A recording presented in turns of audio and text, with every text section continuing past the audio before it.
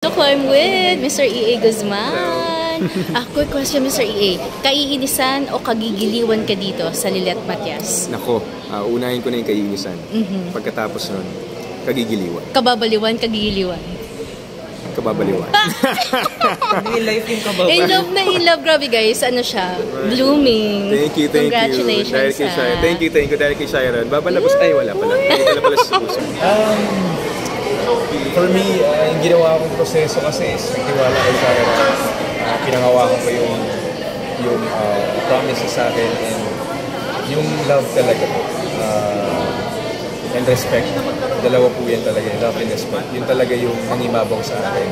And kasi kung hindi ko siya nirespeto, kung binabastos ko lang siya, hindi ako makakatagal. Pero yun nga, sa mga kalalakihan na may ganito rin sitwasyon, matuto tayong maghintay sa tamang panahon.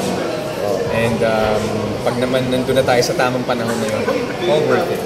Kumbaga, ito yung hinintay natin. Yes, all worth it talaga. As in, para tayo nanalo sa loto. So, just be patient and mahalin mo yung partner mo kahit ganun man yung sitwasyon nyo. Just be honest, loyal, and kailangan ibigay mo sa kanya yung genuine love na kailangan niya. Babalik din naman sa iyo in time. Yung first time mo ba mag-work kay Joven? Yes po, first time. Pero nagkatrabaho na kami, nagsa-guesting lang, pero sa teleserye.